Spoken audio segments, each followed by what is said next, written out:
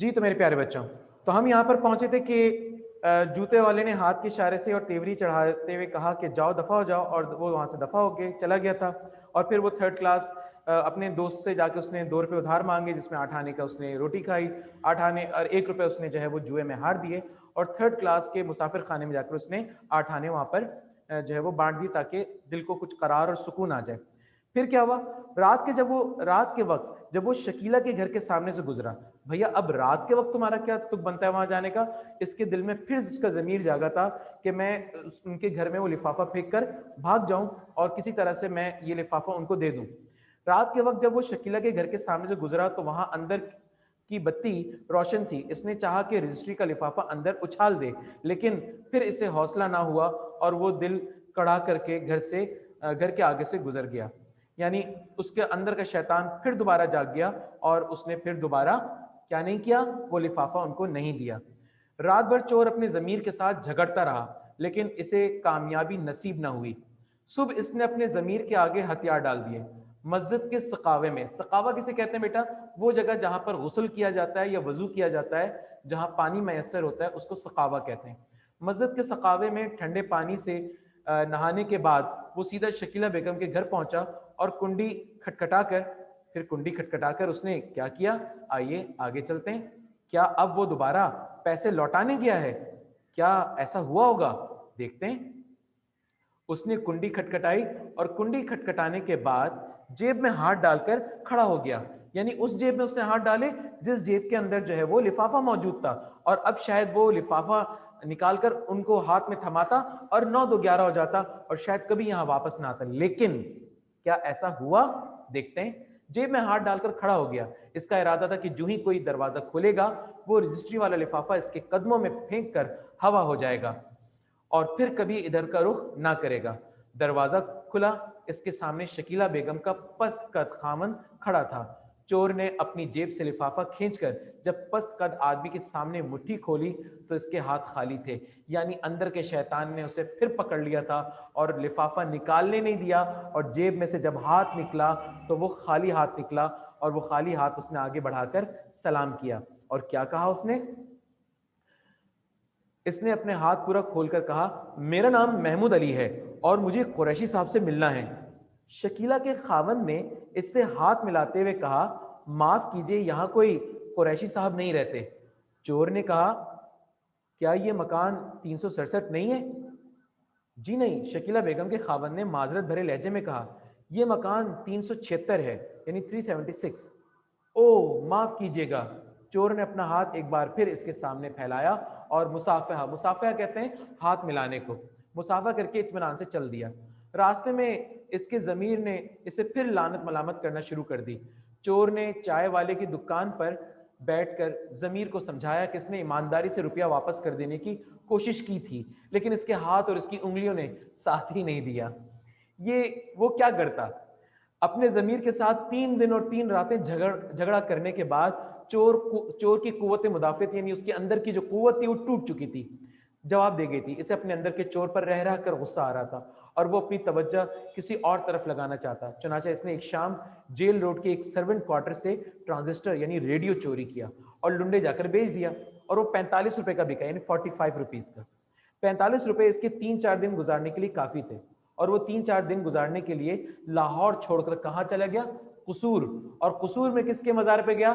बाबा बुल्ले शाह के मजार पे। याद रखिएगा, कसूर में बाबा बुल्ले शाह का मजार है और लाहौर में दाता दरबार का मजार है। ये बातें आपसे एमसीक्यूज में पूछी जा सकती हैं।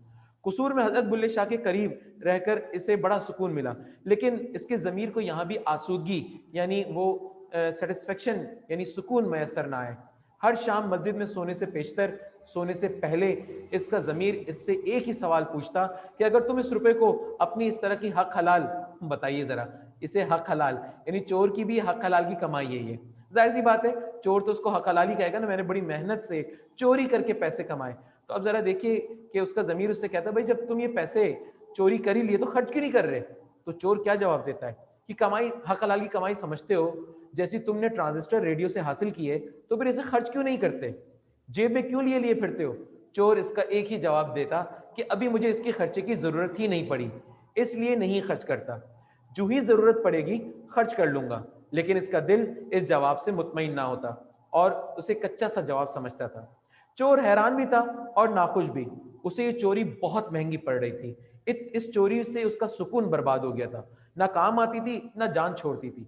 आखिर इसने फैसला किया कि वो शकीला बेगम का खत फाड़ डाले और जो इन रुपयों के साथ रखा हुआ था। चुनाचा इसने एक शाम बाहर खेतों में रेल की पटरी पर बैठकर वो खत फाड़कर इसके पुर्जे हवा में उड़ा दिए। रात में जिस वक्त वो सोने के लिए मस्जिद के सफ पे लेटा तो इसका जमीर फिर इसे लानत मलामत करने लगा। चोर एक हफ्ता कसूर में गुजारने के बाद लाहौर पहुंच गया। मजंग चौरंगी, जैसे आप डिस्को बेकरी कहते हैं या गुलशन चौरंगी कहते हैं, इसी तरह एक जगह का नाम है मजंग चौरंगी। मजंग चौरंगी पर लारी से उतरते ही, लारी यानी गाड़ी से, जो बस थी उससे उतरते ही सीधा शकीला बेगम के घर की तरफ रवाना हुआ। इसका मतलब अब उसका जमीर जीत गया है और अब शायद वो पैसे वापस करने जा रहा है। शकीला बेगम के घर की तरफ रवाना हुआ। इसने रास्ते में रजिस्ट्री वाला लिफाफा एक नाली में फेंक दिया। 170 के नोट एहतियात से जेब में डाल लिए। जब वो गली के मोड़ पर पहुंचा तो अंदर से एक बच्चे का जनाजा बाहर निकल रहा था। इसका एक पाया पस्त कद आदमी, यानी जो बच्चे का बाप था, कंधे पर था और वो जार जार यानी बहुत ज्यादा रो रहा था। चोर ने आगे बढ़कर पस्त कद आदमी की जगह कंधा दिया और फिर इससे एक दूसरे आदमी ने कंधा बदल लिया। एक सफेद रेश यानी सफेद दाढ़ी बुजुर्ग शकीला बेगम के खामंद यानी उसके शौहर को बगल में लेकर चल रहा था और इसे सब्र की तलकीन कर रहा था। एक और नौजवान जो गम नसीब के दफ्तर का साथी था। गम नसीब किसको कहा जा रहा है यहाँ पे? शकीला बेगम के शौहर को। गम नसीब है ना, उसका नसीब गम वाला है, तो वो जो दुखी आदमी है, वो उसका जो दोस्त है दफ्तर वाला, वो वहां पर मौजूद था और क्या कह रहा था? मिलिट्री यानी आर्मी के अस्पताल से ऑपरेशन का बुलावा भी आ गया। कर्नल साहब ने वादा भी कर लिया था मुफ्त ऑपरेशन का, और ये कोई नया ऑपरेशन भी नहीं होता, बस जरा दिल की नाली में उंगली डालकर इसे खोलना होता है। मामूली ऑपरेशन है जी, लेकिन अगर वक्त ज्यादा गुजर जाए तो बस फिर यही होता है जो अल्लाह का हुक्म। शकीला का खावन धाड़े मार मार कर रोने लगा और 2-3 आदमी मिलकर चोर को बुरा भला कहने लगे, जिसने सफर खर्च की सारी रकम चुरा ली थी। अब चोर के ऊपर क्या गुजरी, जरा ये भी देख लें कि क्या चोर जिसकी वजह से एक बच्चे की जान चली गई, अब क्या होता है। तो जनाब सफ़ा नंबर 25 पर मुसन्निफ हमें बताते हैं कि चोर के ज़मीर ने जैसे इसकी गुद्दी में जोर का धप्पा मारा, यानी जैसे किसी ने पीछे जोर से धप्पा मारा और वो जानों के बल सड़क पर गिर गया, यानी अपने टांगों के बल जमीन पर गिर गया। दो आदमियों ने इसे कंधे से पकड़कर उठाया और इसके छिले हुए जानों पर हाथ फेरा। शकीला के खामन ने चोर को तशक्कुर यानी शुक्रिया और मोहब्बत भरी नजरों से देखा और जनाजा मियानी साहब यानी कब्रिस्तान, उस कब्रिस्तान का नाम है मियानी साहब, पहुंच गया।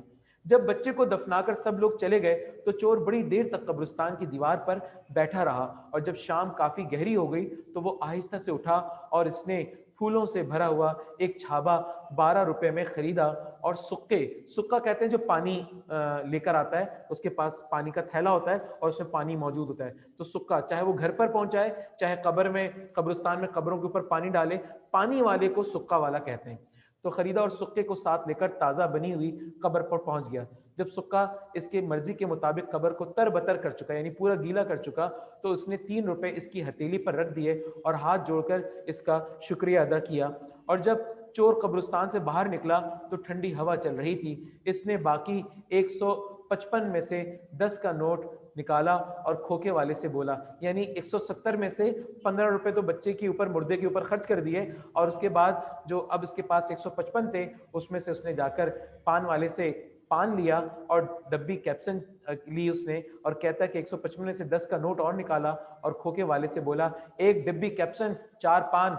ठंडी हवा का लुत्फ लेने के लिए चोर खंबे के साथ लगकर खड़ा हो गया और शुक्र करने लगा कि इस एक नेक काम से इसके जमीर का बोझ बिल्कुल खत्म हो गया। अब आप अंदाजा लगाएं बच्चे कि एक चोर कितना बेजमीर होता है, यानी एक तो उसने उस घराने की उम्मीद छीन ली, वो 170 रुपए जो उनकी कुल जमा पूंजी थी वो लेके चला गया और अपने उस पैसे से जो है उसने खर्च नहीं की लेकिन वापस भी नहीं लौटाई इसने, और फिर बिलाखिर उस बच्चे की मौत वाकई हो गई जो उनका एक ही इकलौता बेटा था। और फिर बाद में क्या हुआ?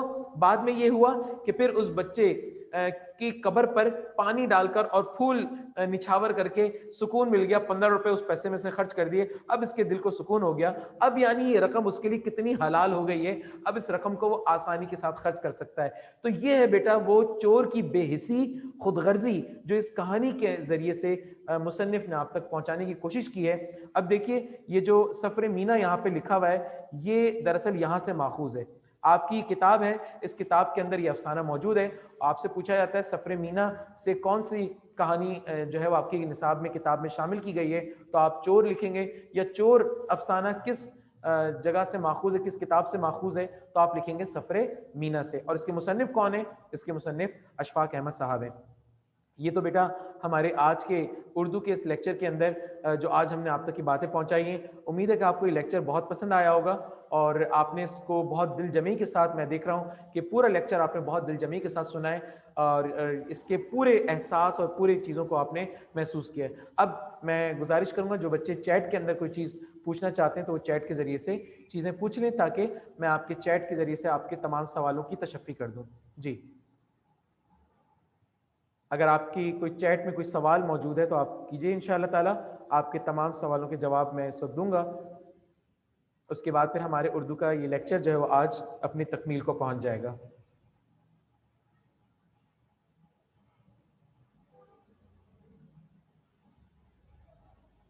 जी, तो मेरा ख्याल है आप में से किसी का कोई सवाल नहीं, यानी आपने सबक को बहुत ही उम्दगी के साथ समझा।